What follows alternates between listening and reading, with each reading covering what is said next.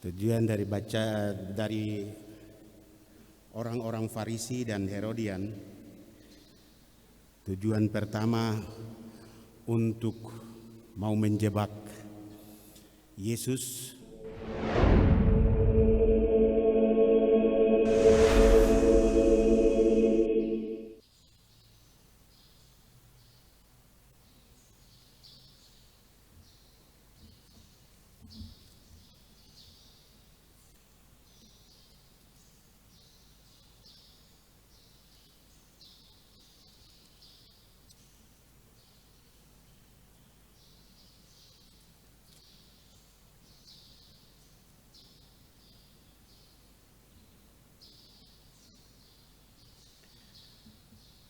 Pada suatu ketika orang Farisi berunding bagaimana mereka dapat menjerat Yesus dengan suatu pertanyaan. Mereka menyuruh murid-murid mereka bersama dengan orang Herodian bertanya kepadanya,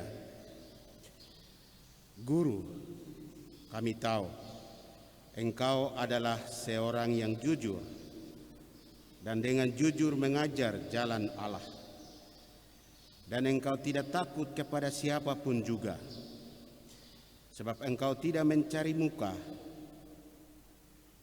Katakanlah kepada kami pendapatmu. Apakah diperbolehkan membayar pajak kepada kaisar atau tidak?"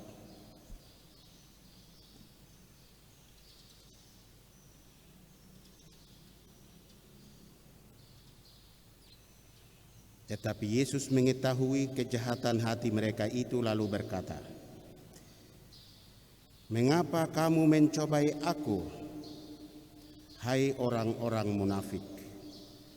Tunjukkanlah kepadaku mata uang untuk pajak itu." Mereka membawa suatu dinar kepadanya.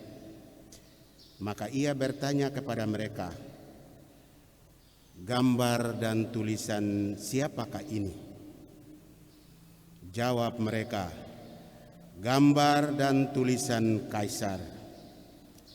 Lalu kata Yesus kepada mereka, "Berikanlah kepada Kaisar yang menjadi hak Kaisar, dan kepada Allah yang menjadi hak Allah."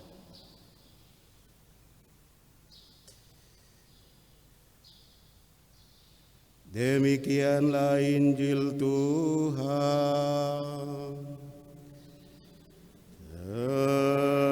Terpujilah Kristus.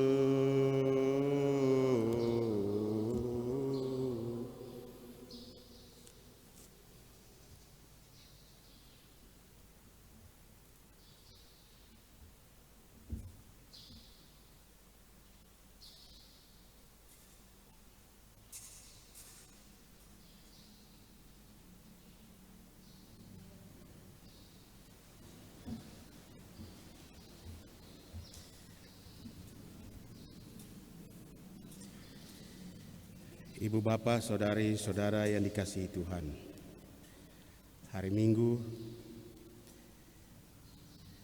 yang ke-29 ini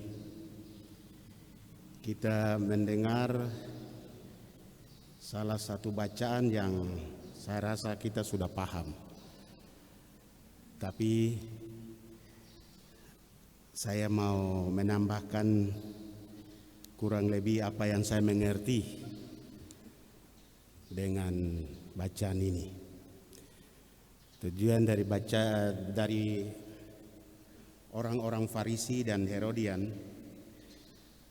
tujuan pertama untuk mau menjebak Yesus, mau mencari kesalahan supaya mereka punya alasan untuk mengambil langkah tindakan lebih lanjut berhubungan dengan Yesus, karena mereka melihat bagaimana Yesus muncul sebagai seorang tokoh. Tapi yang menjadi luar biasa adalah jawaban Yesus. Ketika mencobai dia, Yesus minta kepada orang-orang yang ada. Dia minta 1 dinar. Kemudian Yesus balik tanya, ini gambar dan tulisan siapa? Dan mereka jawab, ini gambar dan tulisan raja. Dan Yesus jawab, berikanlah apa yang menjadi hak raja dan berikanlah kepada Allah apa yang menjadi hak raja. Karena ini berkaitan dengan pembayaran pajak untuk mau menjatuhkan Yesus. Ibu, bapak, saudara-saudari sekalian, hari ini Yesus mau mengingatkan kepada kita, di mana negara kita ini sedang resesi, kesulitan, uang dan ekonomi, termasuk kita masyarakat, karena corona dan juga berbagai hal. Hari ini Yesus mengajak kita untuk bayar pajak. Bagi orang-orang yang punya uang tapi belum bayar pajak, karena Yesus bilang itu hak raja, hak pemerintah, itu pajak. Karena itu bagi yang punya uang, yang pemerintah sedang menuntut untuk bayar pajak, kalau memang ada, bayar dan berikan. Karena ini Yesus juga ingatkan kepada kita. Karena dengan uang itu membangun negara ini. Dia juga mengajak kita jangan menghindari pajak. Karena memang itu hak raja, hak pemerintah. Itu berkaitan dengan pajak. Berkaitan dengan hak raja. Kalau begitu sekarang apa yang menjadi hak Allah? Yang kita harus berikan juga kepada Allah. Saya rasa hak pemerintah, hak raja sudah jelas. Siapa yang punya PBB, bumi bangunan, pajak penghasilan dan berbagai, ada yang sudah bayar dan lain-lain, sudah mengerti, sudah tahu. Itu kewajiban kita, dan 2000 tahun yang lalu Tuhan Yesus yang kita akui sebagai Tuhan dan Allah kita mengajak kita untuk setia membayar pajak. Bagaimana kita harus juga berikan kepada Allah yang menjadi hak Allah. Dalam bacaan yang pertama kita dengar, di situ Allah dia katakan lewat Yesaya kepada Quraisy, aku yang kamu tidak lihat dan tidak kenal. Dalam bacaan yang pertama, kamu percaya akulah Tuhan dan Allahmu yang kamu tidak lihat, yang kamu tidak kenal. Tapi saya itu adalah Allah Yakub, Allah Abraham, Allah leluhur. Dalam bacaan yang pertama dari kitab Yesaya. Kalau memang dia ini Allah yang tidak kelihatan, Allah yang kita tidak bisa lihat, kok dia suruh bayar pajak yang menjadi hak dia? Hak Allah. Allah yang tidak kelihatan kita harus bayar yang menjadi hak. Kira-kira apa yang kita harus bayar kepada Allah yang menjadi hak Allah? Saudara-saudari sekalian yang dikasihi Tuhan, hak tu Allah itu dari kitab Roma, dari 1 Korintus, dari kitab 1 Korintus pasal 6 ayat 19, yang menjadi hak Allah dan yang menjadi persembahan dari kita. Paulus mau menyampaikan kepada umatnya, tidakkah kamu tahu bahwa tubuhmu adalah bait Roh Kudus yang diam di dalam kamu, Roh Kudus yang kamu peroleh dari Allah, dan bahwa kamu bukan lagi milik kamu sendiri, tapi kamu milik Allah. Kita persembahkan tubuh kita karena kita ini milik Allah. Itulah pajak dan hak Allah. Kita ini adalah milik Allah. Maka itu tubuh kita, diri kita, kita harus persembahkan kepada Allah. Karena itulah hak Dia. Dia membutuhkan diri kita, karena itu pemiliknya adalah Allah. Dalam kitab Roma juga Paulus menyatakan, karena itu saudara-saudara, demi kemuliaan Allah, aku menasihatkan kamu supaya kamu mempersembahkan tubuhmu sebagai persembahan yang hidup, yang kudus, yang berkenan kepada Allah. Itulah ibadatmu yang sejati.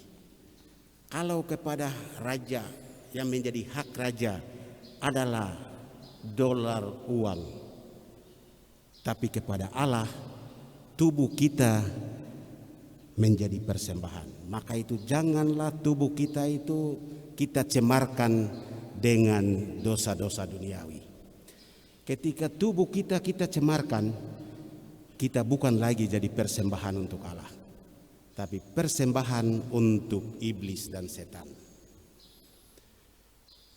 Karena hak Allah adalah tubuh kita. Maka segala bentuk, segala cara yang membuat kita haram, yang membuat kita jauh dari Allah, kita jauhkan itu supaya kita menjadi tetap milik Allah di dalam kehidupan. Itu hak Allah yang pertama, itu tubuh kita, persembahan yang murni. Yang kedua yang menjadi hak Allah adalah dari Markus pasal 2 ayat 42. Seorang janda miskin, dia menyerahkan sepeser uang ketika Yesus dia ada di Bait Allah. Dia sedang menyaksikan seorang janda miskin. Dia bawa uang sepeser, dia masukkan dalam kotak persembahan. Yesus panggil murid-muridnya, dan dia beritahu kepada murid-muridnya, kamu lihat janda ini, dia menyerahkan seluruh dirinya, bahkan nafkahnya sendiri dia serahkan untuk Tuhan. Jadi Bapak Ibu saudara-saudari sekalian, hak Allah yang kedua adalah persembahan apa yang kita miliki kepada Tuhan. Tuhan Allah kan tidak kelihatan, dia tidak butuh uang. Bagaimana saya harus kasih kepada Tuhan Allah uang? Saya harus, itu hak dia kah? Kan dia kan tidak kelihatan. Tapi ibu bapak saudara-saudari sekalian, Tuhan memang tidak kelihatan, tetapi Tuhan butuhkan orang-orang yang bisa mewartakan tentang Allah di dunia ini, yang disebut hamba-hamba Tuhan. Persembahan yang ibu bapak berikan, persembahan yang diberikan oleh siapa saja kepada para hamba-hamba Tuhan dalam bentuk persembahan di gereja, itu kita berikan untuk Tuhan yang tidak kelihatan. Karena Allah butuhkan orang untuk pewartaan Injilnya. Ketika pewartaan Injil diwartakan dari hasil kolekte persembahan yang ibu bapak berikan, persembahan itu berkenan kepada Tuhan. Tuhan dia tidak terima uang, tetapi hamba-hambanya dalam pewartaan, kegiatan-kegiatan di dalam pembangunan iman, pembangunan jemaat butuh uang, dan uang-uang yang dimasukkan sebagai persembahan itu sebagai sarana untuk pewartaan tentang Injil. maka kita berikan itu Tuhan untuk Tuhan demi para hamba-Nya di dalam pewartaan. Itu hak Tuhan yang dari kekayaan kita, hasil usaha kita, pekerjaan kita, kita serahkan dalam bentuk kolekte, bisa juga langsung kepada orang. Yang penting hidupnya untuk pewartaan dan pengembalaan iman di dalam gereja maupun di dalam kehidupan. Itu hak yang kedua yang kita harus berikan, seperti janda yang miskin. Ya, walaupun dia tidak ada, demi pengembangan iman dan dia persembahkan di bait Allah. Hal yang ketiga yang menjadi hak Allah yang kita harus berikan, yang saya lihat di sini, yaitu dari Injil Markus. Segala sesuatu yang kamu buat untuk seorang yang paling hina ini adalah kamu melakukan untuk aku. Pada penghakiman terakhir, Yesus menjelaskan bagaimana suasana. Ketika kamu memberikan pakaian kepada orang yang telanjang, ketika kamu memberikan makanan kepada orang yang lapar, ketika kamu mengunjungi penjahat di penjara, ketika kamu membantu orang yang susah, ketika itu kamu membantu aku, kamu menolong aku. Jadi yang menjadi hak Allah yang kita harus juga berikan kepada Dia adalah ketika kita membantu orang-orang yang susah.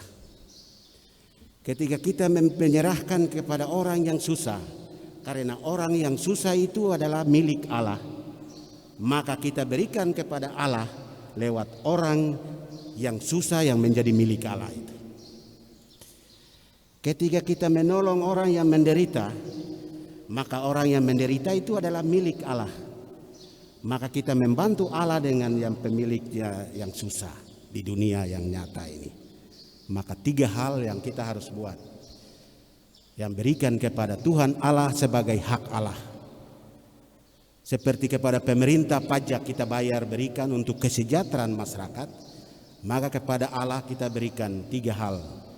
Tubuh kita harus serahkan utuh, murni, kudus, suci, jangan kau cemarkan dengan persinahan dan juga segala korupsi dan lain-lain. Segala yang berdosa, berbau dosa itu singkirkan dari hidup kita, karena tubuh kita itu persembahan dan milik Allah dan itu hak Dia. Yang kedua yang juga dijelaskan itu bahwa persembahan kolektif, hasil kekayaan yang kita miliki ketika kita persembahkan untuk pelayanan pengembangan iman di dalam gereja, kita juga berikan hak, itu juga menjadi hak Allah. Karena itu kalau di dalam gereja ada korupsi, itu hati-hati, itu terkutuk itu. Itu karena ini Tuhan Allah punya untuk pengembangan iman. Di luar pengembangan iman, di luar pengembangan manusia di dalam gereja, orang sudah persembahkan untuk Tuhan Allah dan salah pakai, hati-hati. Dan yang ketiga, ketika kita membantu yang lain. Karena yang lain yang susah itu adalah, yang lain yang susah dan menderita adalah pemilik itu Allah sendiri. Ketika kita membantu Allah yang menjadi pemilik.